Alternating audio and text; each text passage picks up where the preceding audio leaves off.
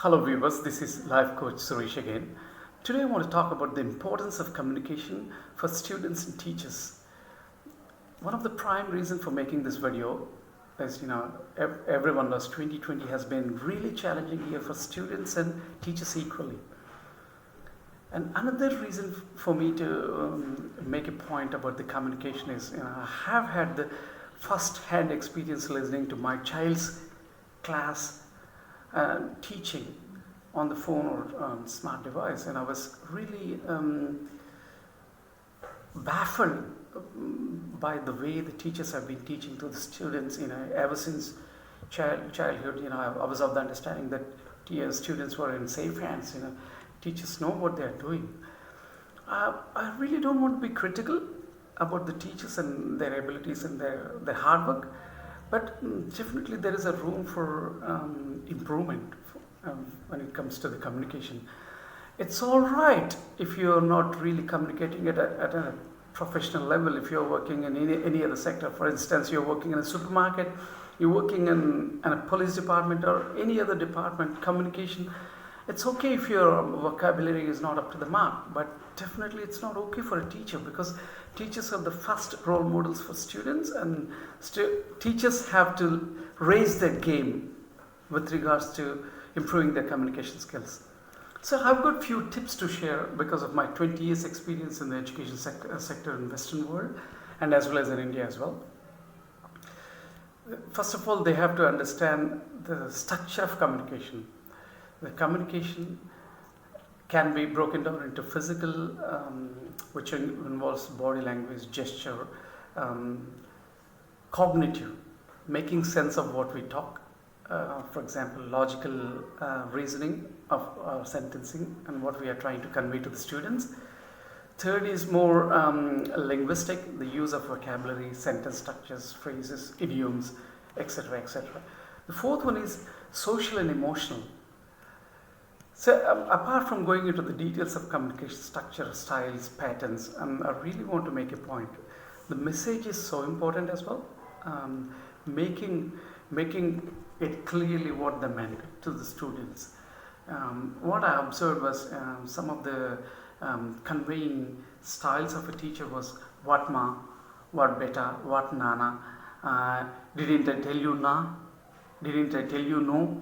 So these sentences makes no sense, even though we're not a Western country.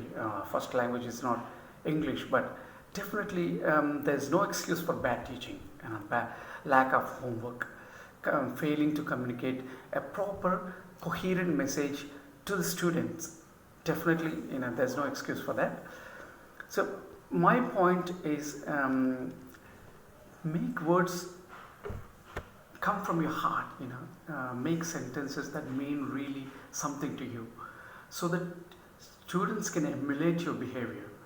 For instance, I can tell you one example is, I'm not a great communicator. Communication and development is not my field. I'm only a coach. I can make you understand your flaws, make constructive criticism of your work, make you attain highest level of efficacy in your profession. That's my job. But what I've observed in some of the successful teaching staff across the world, they know what they're communicating, and the empathy plays an important role as well. Empathy means having really kind heart and lovable nature of a teacher plays an important role. For instance, use your body language. For example, body language is a simple thing, and you can, if a student turns up to the class and he didn't do the homework, and you say, "Why didn't you do the homework?" is one way. Is there any particular reason why you have missed out on your homework? Is there any other way I could help you? So that makes a different. It carries a contradictory message empathetically. This is one kind of way a teacher can conduct herself.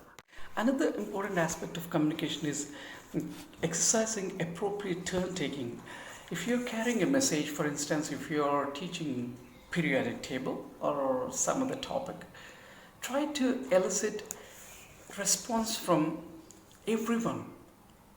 Try to elicit some sort of engagement from all corners of the classroom, because of the one simple fact: every child is so special, every child is gifted in their own ways. So being non-judgmental plays an important role for a teacher.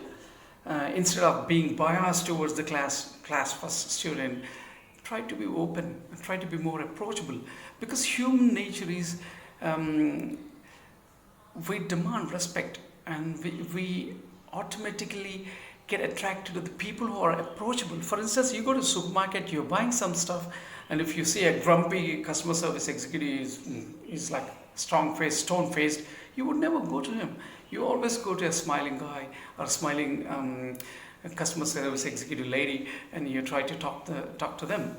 So similarly, carrying a behavior, communication, to me, communication is a behavior. How do you present yourself? How do you behave yourself with your words? This is what my definition of communication is. So please try to understand that there is a room for improvement. So there's no one is perfect in this world, but understanding the fact that there is a room for improvement definitely help us to be better teachers and better students, better coaches. Thanks for watching.